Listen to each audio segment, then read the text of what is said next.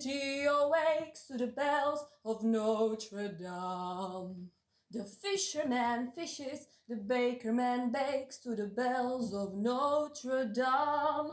To the big bells as loud as the thunder, to the little bells soft as a song.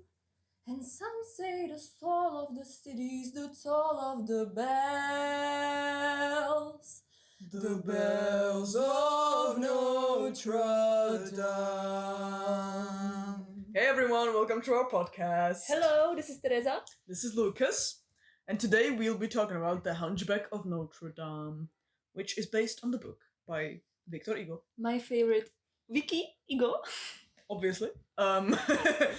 We did an episode on Les Mis where we talked about that Jesus, where we talk about that as well. Go check that out if you haven't. Do you want to tell us something about the musical?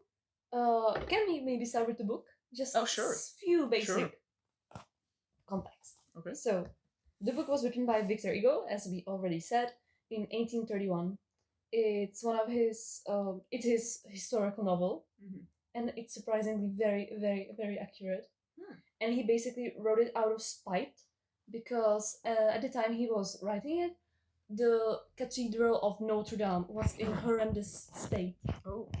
It was in terrible state and nobody took care of it. Yeah, so he was really pissed about the fact that nobody cares about this building, and he did, and he loved history and he loved architecture. And the story itself takes place in the 15th century, specifically in 1482, and it follows the story of. It's set in France, in Paris. As it's usual for Victor Hugo, there's a whole bunch of characters and their stories, and that are so well intertwined, and they mix so well, and it's just so genius. And there's like 20 characters, but the main one is Quasimodo, the deformed hunchback. Then his keeper, I don't know, the archdeacon. I mean, he's his Frollo. uncle, so depends on the version. Yeah, in the book, he is not his uncle. Oh. I think that's important to say. Like, the book, the movie, and the musical, they each are so different from one another. Oh. That really, I cannot describe the book. I could describe the book, but that would be not completely, very different from the musical. And obviously from the movie, because that's a Disney movie. I mean, yeah. And even that, that it's made for children, it's quite dark. Wow. I think it's one of the darkest Disney movie they ever made. Do you want to explain the plot of the musical, maybe? Okay, so the musical opens with the choir.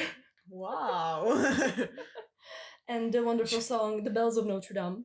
And we are introduced to the main character, we could say, Archdeacon Claude Frollo and his brother Jean.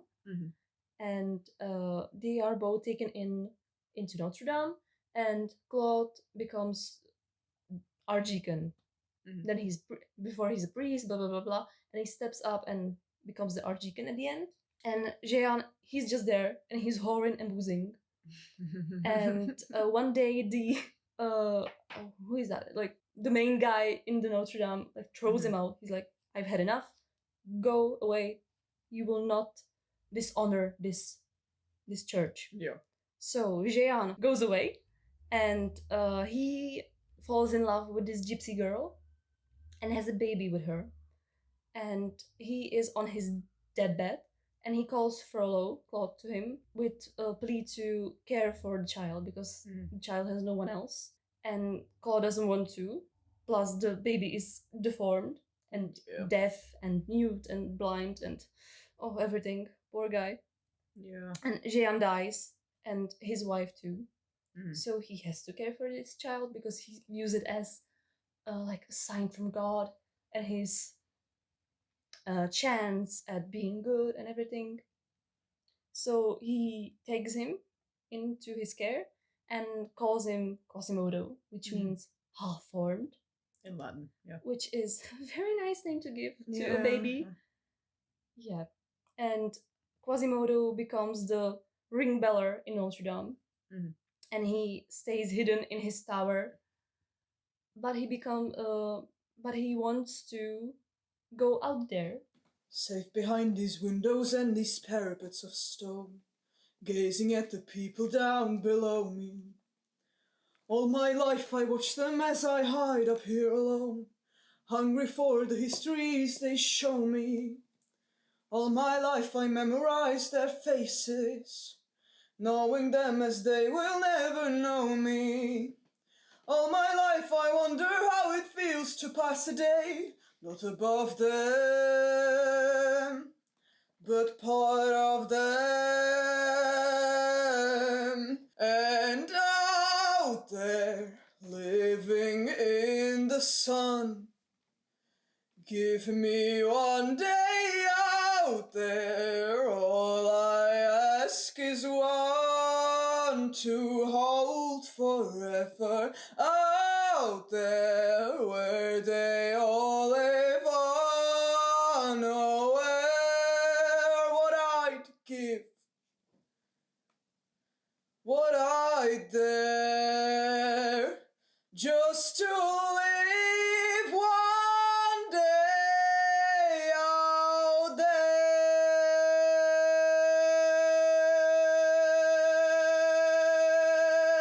Out there among the millers and the weavers and their wives, through the roofs and gables I can see them. Every day they shout and scold and go about their lives, heedless of the gift it is to be them. If I were in their skin, I'd treasure every instant out there, strolling by the Seine. Taste the morning out there like ordinary men who freely walk about there just one day, and then I swear I'll be content with my share. Won't resent, won't despair, old and bent, I won't care. I'll have spent one day out there.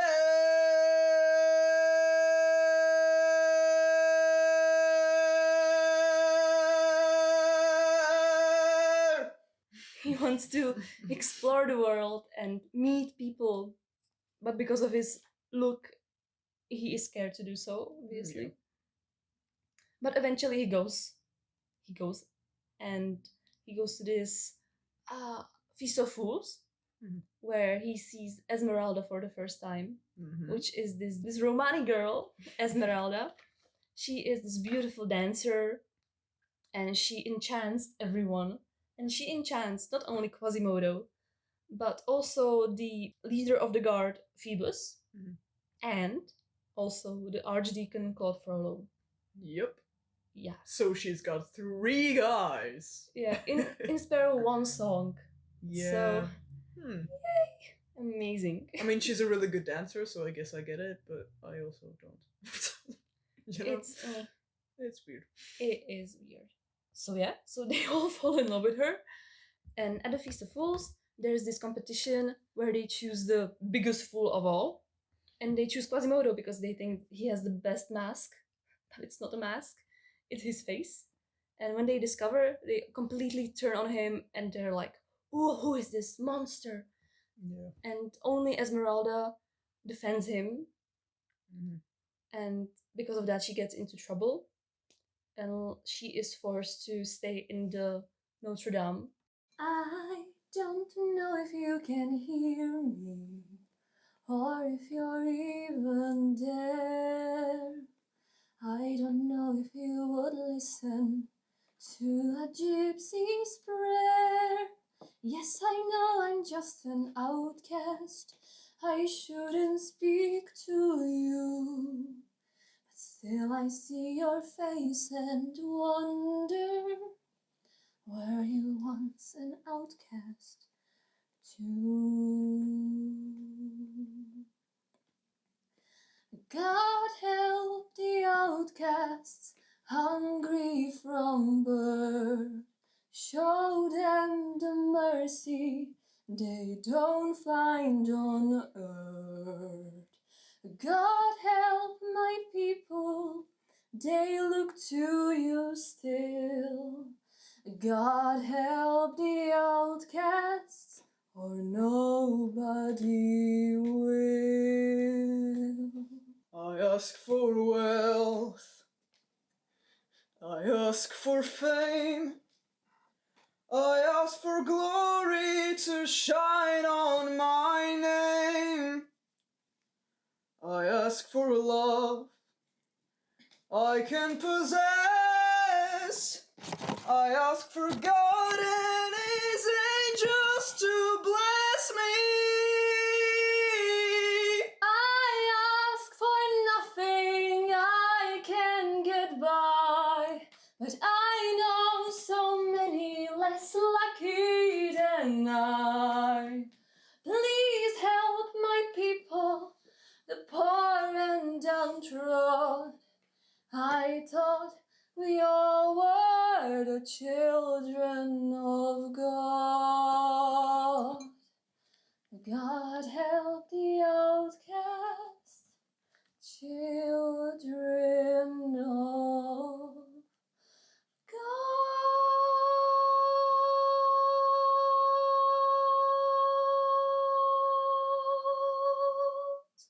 And there she hangs out with Quasimodo, and she finds him as a very good friend. He is obviously in love with her. Yeah. But she doesn't, she friend-zones him. She's not in love with him. Yeah. She is in love with Phoebus, the leader of the guards. They have a love song as well somewhere. Yeah, and I think that's very beautiful love song, especially someday that's so tragic.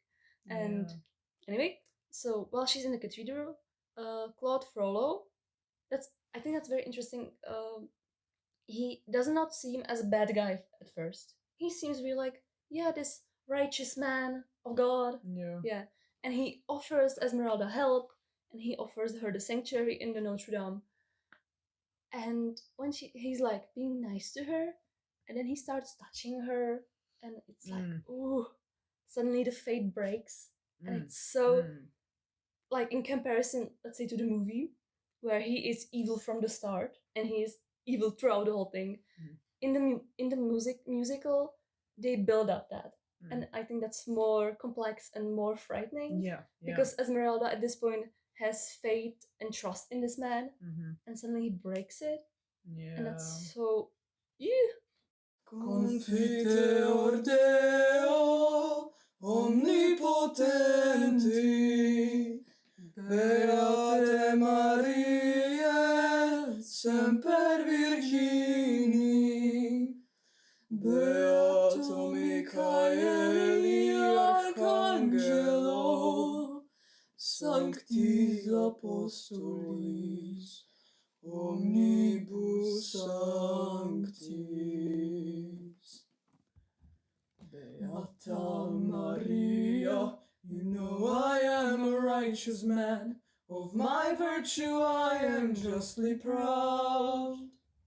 Beata Maria, you know I'm so much purer than the common, vulgar, weak, licentious crowd. Then tell me, Maria, why I see her dancing there, why her smoldering eyes still scorch my soul. I feel her, I see her, the sun caught in her raven hair is blazing in me out of all control. Like fire, hellfire, this fire in my skin, this burning desire is turning me to sin. It's not my fault, mea culpa, not to blame, mea culpa. It is the gypsy girl, the witch who set this great. Mea culpa, it's not my fault, mea culpa. If in God's plan, mea culpa, he made the devil so much stronger than a man. Protect me, Maria, don't let this siren cast her spell, don't let her fire sear my flesh and bone. Destroy Esmeralda and let her taste the fires of hell, or else let her be mine and mine alone. Hellfire, dark fire, now gypsy, it's your turn.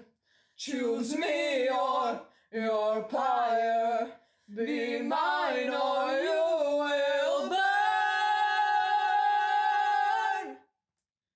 Kyrie Eleison, God have mercy on her. Kyrie Eleison, God have mercy on me.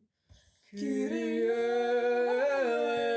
Eleison, but she will be mine or she will burn.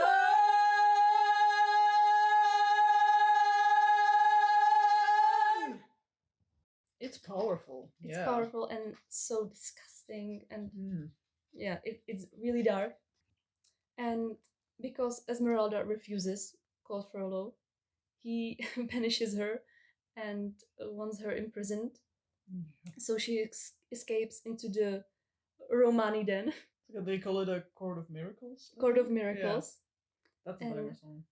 They send out guards led by Phoebus to find her. And when they find her, she is executed. Or she's burned alive. Because she's accused of being a witch, so she's burned alive, but Quasimodo rescues her, but then she dies anyway. Yeah.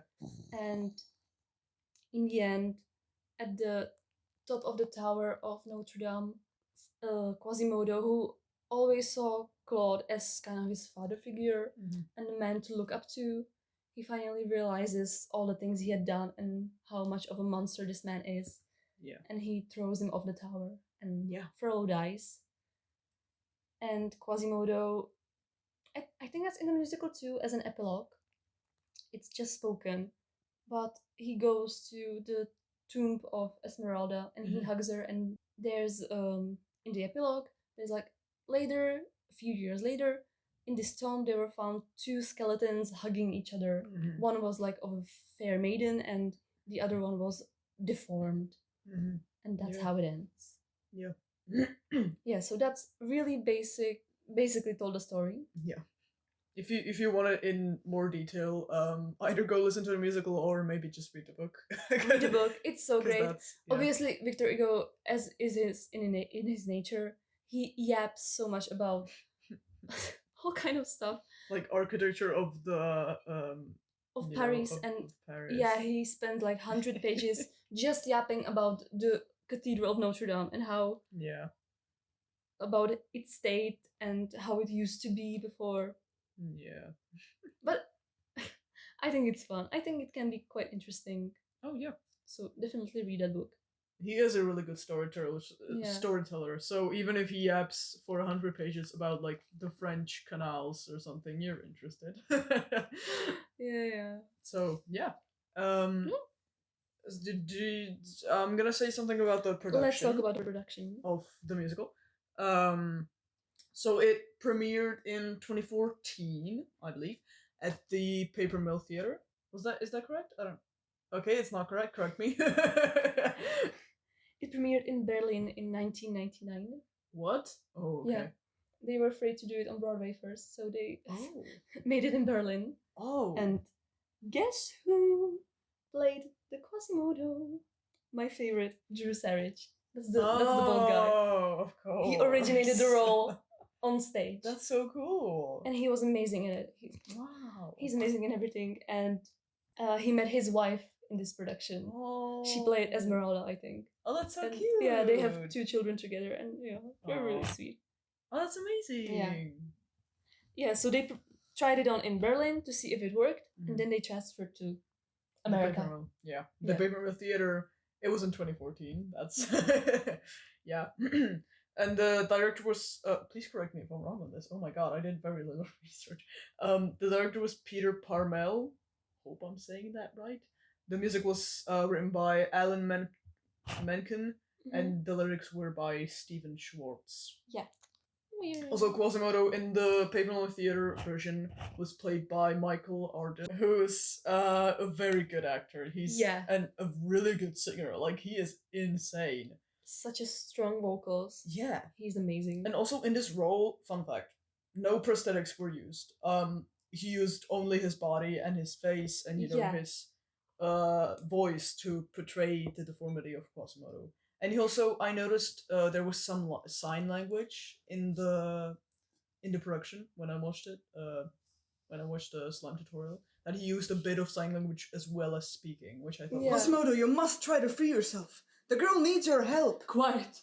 Go away. You're the only one who can save her now. You know what happens when I try to help. I only make things worse. You don't believe that. How do you know what I believe? What do you know of me? What do you know of all the things I feel? You're only made of stone. Who is it that you see? Instead of seeing what I am for real, this twisted flesh and bone. Quasimodo, it wasn't your fault. You're a liar. With every new extrude you try out, you only make me want to cry out. Would that I were made of stone like you. You don't mean that. Just take some time to... You give such a good advice. So why has not one single word you said been any help at all? Quasimodo! And you who sound so nice, the more your dreams and fancies fill my head, the further that I fall. Shut my brain down. If I were senseless, I prefer it. Another gargoyle on this turret, spitting right down to the stone below. I wasted my faith believing in saints of plaster, but the only one word believing in was my master. He's the one who never lied. He told me it was cruel outside. He told me how I had to hide. His words were cold as stone, but they were true. Not like you. Take all the dreams you've sown. Take all your lies and leave me alone. All right, Quasimodo, we'll leave you alone. All right, Quasimodo, we'll trouble you no longer. You're right, Quasimodo, we're only made of stone. We just thought that you were made of something stronger. And now I'm on my own, never again to wonder what's out there. Let it remain unknown, and let what my human eye will evermore be dry until the day I die. As if I were made of stone. Yeah, Frollo was played by Patrick Page, the same guy that played Hades in Hades Town, the musical. And I love him, he's so cool. He has the lowest voice on earth. Yeah, exactly. This man is unreal. He's unbelievable. So yeah. And also he was like pretty young when this happened. Like I know it was just 10 years ago, like, but it was... How old is he? have no I idea. don't know. No idea. Patrick Page, age 63. 63, yeah. So he was. He's not that old. He was 50. He was 50, yeah. And yeah, and Esmeralda is played by Ciara Renee, which I definitely didn't say right, and I'm sorry about that. But she's also really cool. She's amazing. She's really wow. I have no words to describe how cool she is. Yeah. And that's pretty. Oh yeah. I also heard somewhere that they didn't want to really make it too artificial. They really wanted it to feel real because the story is so like realistic, basically. When you break it down, Quasimodo is really just, a disabled person, and the most hated people in the musical are, Romani people, which is just racist. So, yeah. So they wanted to make it, they wanted to, spread awareness, basically. I guess, yeah. Do you have anything else about the production? Maybe not about the production, but about the show on its own. Okay. I think you mentioned at the beginning that they didn't use any prosthetics for Quasimodo, Yeah. and it's at the end of the first song, "The Bells of Notre Dame," when the actor comes out, and he paints his face. He has painted his hand, and he wipes it across his face, and he puts this sack on his back and puts on a shirt. And while he sings the lines, "What makes a monster and what makes a man?" And I think that's amazing. And this line, it reappears at the end. I think that's so cool. Yeah. He really does. He does a transformation on stage, and it's just the idea is so. It like hits you right in the. It like stabs you right in the chest. Like it's. Whoa. Yeah. It's kind of similar to the productions of musicals where you're like, yeah, we are actors and we're gonna show you the play. Yeah. It's like, admit it. And I like that. Yeah. It's like in Hades Town. Yeah. Yeah. So at the beginning they ask the question, like the riddle, like, here is a riddle to guess if you can. What makes a monster and what makes a man? And at the end they repeat it, because over the course of the show you have already formed an opinion. Yeah. Whether Quasimodo is the monster or Claude is the monster, who is the monster, what makes a monster, and that. Yeah. Wow. Do you know what I find also really cool? That Quasimodo, it's like the set is literally just a cathedral, basically. Yeah. And Quasimodo climbs a lot, which is pretty impressive. Like he just sinks out there and he climbs a fucking like tower, and he's like waving there like a flag. And then he rings the bells and swings on the rope. Yeah. And it's really cool. It's really cool. I just found that I found that really little detail pretty amazing. I also like in Quasimodo that they make like when he talks to Esmeralda and Frollo and other people, he has this raspy voice when he talks, something like that. But when he talks to the gargoyles, or like himself, metaphorically, he speaks normally. Or when he sings normally. Yeah. Because in his own head, like he's talking normally. Yeah. I like that detail. And I like that in one production, I think it was like high school production or something, or like college, they casted a deaf man as a Quasimodo, and one of the gargoyles sang his lines, and Quasimodo just signed them with sign language, which I think is brilliant. That is very nice, though. Yeah, I like how it's progressive and and accessible for people who would normally play these roles. So I think that's great. It's very sweet. Yeah. Anything else we want to add? Or So, just a quick callback to the composer of the music, Alan Menken. I think that's a very interesting person because he is a winner of several Oscars. He is one of the main like composers for Disney, or used to be at least. He wrote music for like Pocahontas, Aladdin, Beauty and the Beast, Little Mermaid, etc., etc.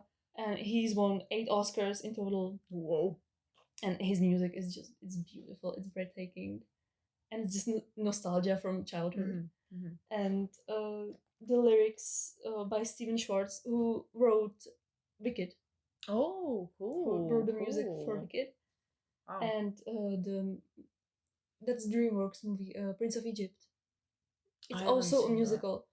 It's so good. Really? It's Okay. so effing good. Okay. I think it's with Hunchback. These are 2 best animated movies of all time. Wow. They are so well done. Okay. Like, I remember, like, since childhood, I always loved Hunchback of Notre Dame by Disney because it was so dark. it was different. Yeah. And when I watched it now, it's just, you realize how dark it actually is for a child's movie. Like, if you compare it to, let's say, I don't know, Aladdin. Yeah. That's basically a fairy tale.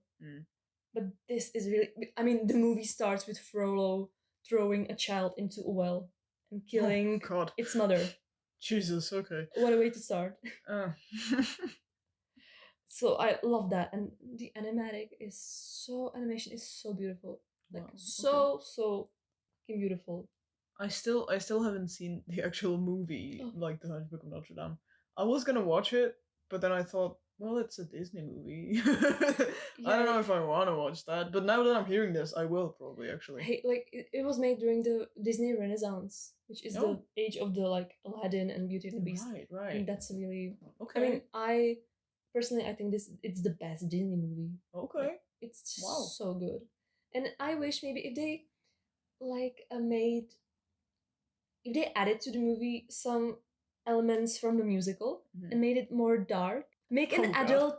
adult animated movie, because I think many people find like animation childish. You see animated Mhm. movie, you're immediately like, okay, this is for children. Right, But yeah. I don't think that's right. Like many animated shows, movies are for older adults, hmm and I think there should be more of that, No, I agree. Yeah. because animation is such beautiful like media, Yeah, yeah. and I think it's a shame to keep it only for children. Yeah. That's true. I watched oh, what's it called? Puss in Boots, I think. Puss in Yeah. Boots.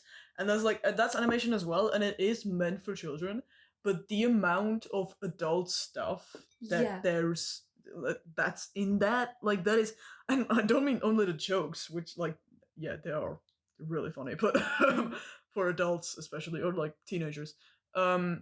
But also the point of the story, like if you watch Puss in Boots 2, it's so dark. Yeah. It's so, I cried when I Wow. finished it.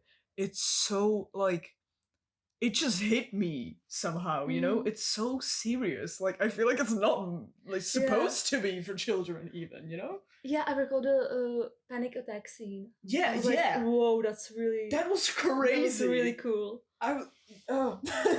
Like in children's movie, yeah. yeah. Yeah, I think we should stop polishing.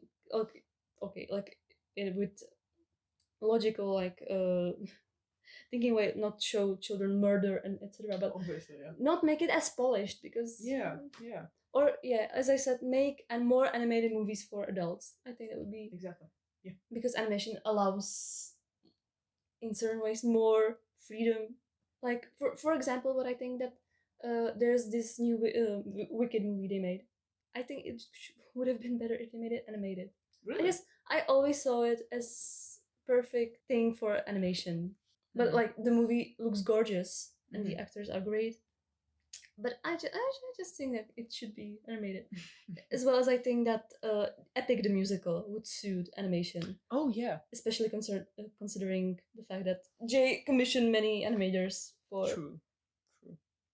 yeah. But yeah, that's a whole different topic. Where did we? Okay. I don't know. Uh, Hunchback, hello. Hunchback. I was gonna ask how much does it differ from the book? I mean, it keeps the most important parts Mhm. quite the same, but because the Victor Hugo story is so complicated, like there's so many characters that I could talk hours about. They are not even mentioned or seen in the movie. No. Like for example, in the book, at the beginning, there's somewhere in Paris on some square, there's this crazy woman locked up in a cell, and Okay. she absolutely hates Romani people because they stole her kid Bro. Okay. when the kid was a baby, and she hates Romani with all of her. So when she sees Esmeralda dancing on the square, she just, if she could, she would murder her right there. Jesus. And at the end, you discover that the crazy woman is Esmeralda's mother. Oh. Yeah. What? And it's so well written. It just hits you. Whoa. I remember when I read it, I had to close the book and stare into a wall for like 10 minutes. I was like, oh, that's so brilliant. Wow. And there's so many of that. So many, like, yeah. Okay. Wow. Wow. Yeah, it's the same with Les Mis. Like, there's so many characters Yeah. and their stories are just so well mixed up together. Yeah. Yeah. It's really hard to separate one from the other. It just all makes sense together. And I love that about his books. Okay. Yeah. Okay. Thank you for sharing that, actually, because I knew pretty much nothing about this musical. I do like it. I did say this to you, actually. I don't really get the melody. Mhm. I don't get a lot of the melodies from the songs. Like, it's different each lyric, and it doesn't really make sense. I feel like, to me, it doesn't. At Yeah. least, I don't know. Maybe I'm just too used to like repetitive music. I don't know. So many times out there, I watched a happy pair of lovers walking in the night. They had a kind of glow around them. It almost looked like heaven's light. I knew I'd never know the warm and loving glow, though I might wish with all my might. No face as hideous as my face was ever meant for heaven's light. But suddenly an angel has smiled at me and touched my face without a trace of fright. I dared to dream that she might even care for me. And as I ring the bells tonight, my cold dark tower seems so bright. I swear it must be heaven's light. Okay. Anyway, Got anything else to add? I don't think I do, actually. That was my final contribution to this. Thank you for sharing, though. Yeah. Thank you for saving me from not saying anything on this. Thank you for saving me from this being a 5-minute episode. Same goes for your Gatsby episode. Thank you. Okay. Which we will actually do as well. We actually did do. I don't know when this releases. Anyway, go check that out if it's out yet. Thank you for listening, and we'll see you in the next episode, hopefully soon. Yeah. Bye. Bye.